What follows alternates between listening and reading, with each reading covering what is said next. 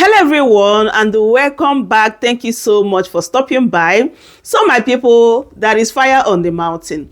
Finally, Dr. Charles has replied to this Islamic cleric who said that if they refuse to divide Nigeria, that there will be war. And I said this yesterday when I posted that particular video, that assuming that this is an Igbo man that said this, by now, DSS could have arrested him. Even this man have already said more than mass in Nnamdi Kanu, and he's still working freely.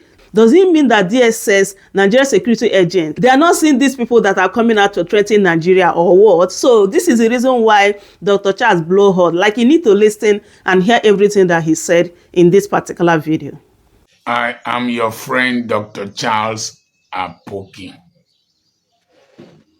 What a visionary man sees while sitting down. A man who has lived for 100 years will not have seen it. What an old man sees sitting down. A young man on top of an Iroko tree will not see it. I was reading newspapers during the Civil War. We had a radio station that had rediffusion.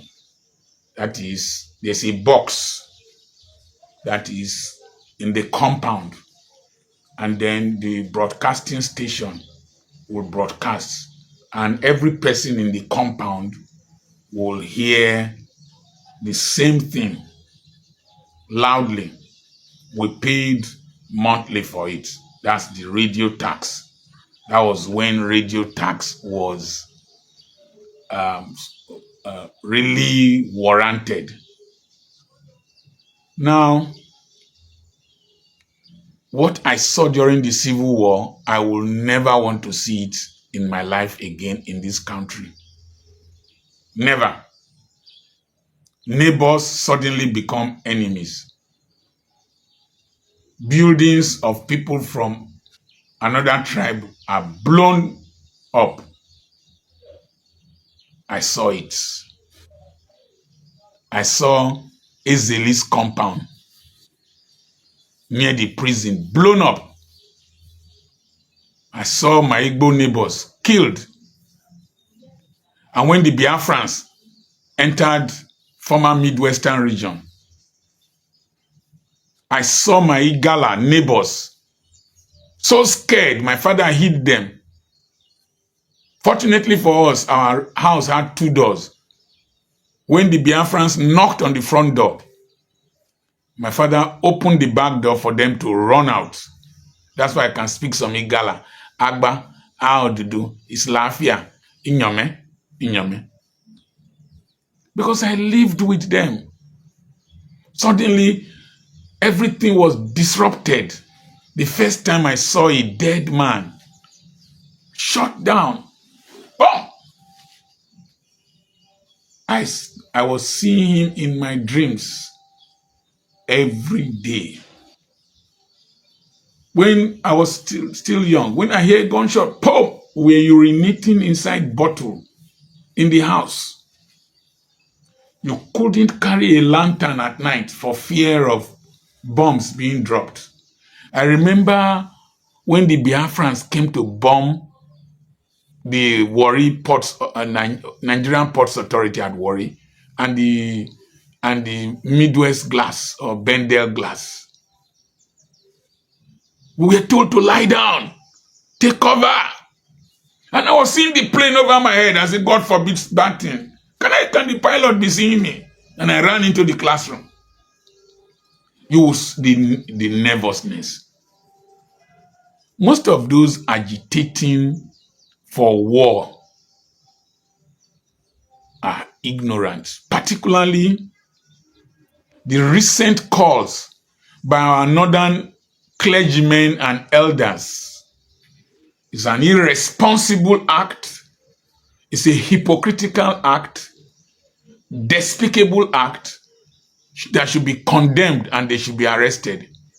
If somebody can be detained in Ekiti for defamation that the book he wrote is likely to cause public disorder or disaffection or unrest.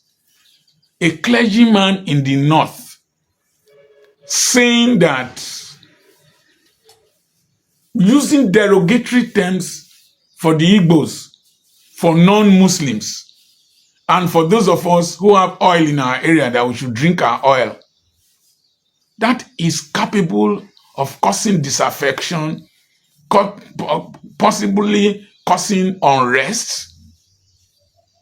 And it's a clergyman. And sometimes when some of them say these things, security agents who are of northern extraction and even southern extraction will sit down there and be laughing.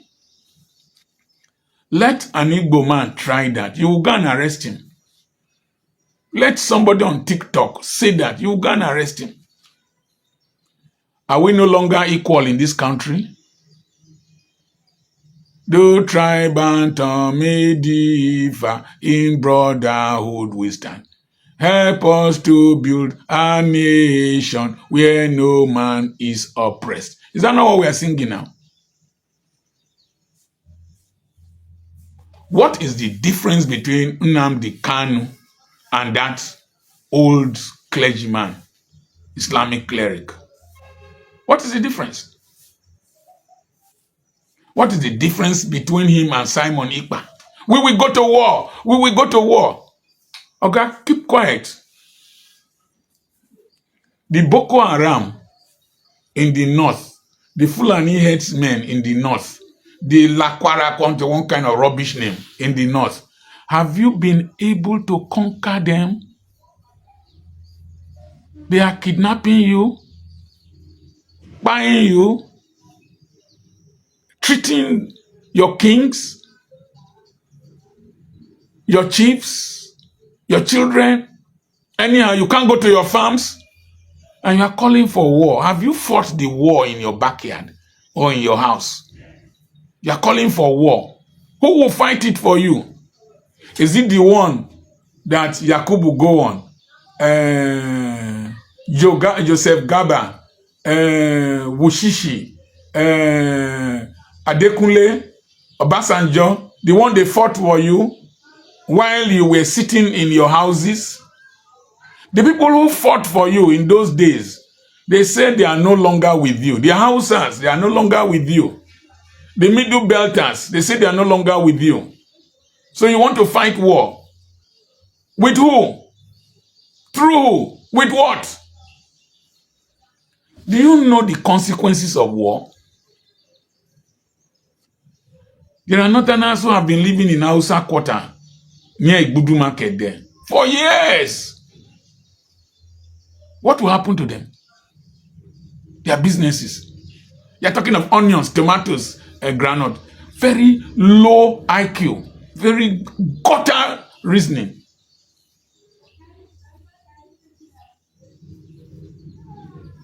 What will happen to the Northerners in Enugu, in Abakaliki, the ones that have been in Aba, the leader of the Hausa people there, the Ezen Hausa in Aba, told me they came there 18 something. He's there. Speaks Igbo, wrote exam in Igbo.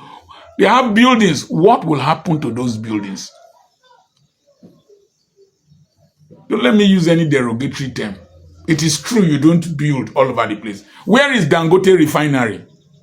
Where is Dangote refinery? Is it not in the south?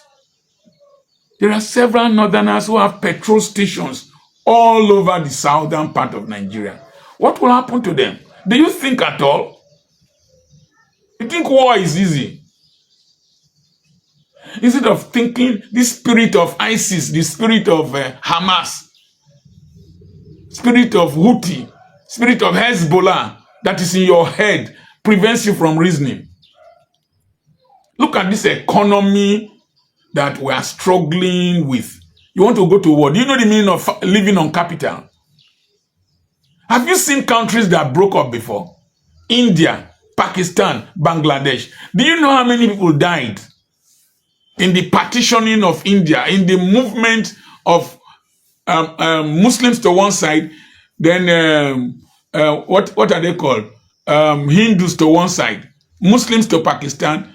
Pakistan broke up to form Bangladesh. Do you know how many people died? Do you know the crisis that is still on in Kashmir till today? You don't have sense. Calling for war in this country that we are managing to patch together. You don't have sense. You should be arrested. You that suddenly open your mouth to be talking. What did you say when Buhari was there for 8 years? 8 years. He appointed only his people around him, mismanaged the economy. If not Tinubu that said the Milo Conda put himself into what the mess he is in now. The economy was handed over to him, bastardized. Good luck, Jonathan, handed over to Buhari, a good economy. Then bastardized. I was listening to an economist. Nigerian GDP grew by this.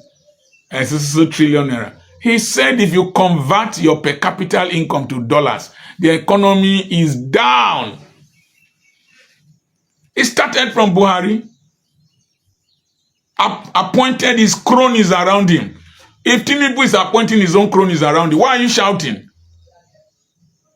This is how you used Gowon to fight civil war, and you pushed him away because he was a Christian. You brought Muslim tickets. So what? Enjoy the pepper soup you cook. Kisiom, drink it. You cooked it. You cooked it. Drink it. You thought you would benefit from it because you are not benefiting from it now as either a Fulani Yeman or a Northerner. You want the system to collapse. We should burn the house because you can't find your shoe. No, we won't agree with you. To keep Nigeria one is a task that must be done. That's how you fought the civil war and killed several Easterners. The people you forced to join together, you're not saying you want to separate. We go nowhere. We stay in this country. We will stay here together. Hold your governors responsible. Hold your senators responsible. They give them constituency project. They give your governors security bills. Give them money. Hold them responsible. Don't call for war here when your children are overseas. Will you go, you old man, will you go to war? You're a cleric. You will stay in the mosque and be praying. Will you go to war? Whose children will die?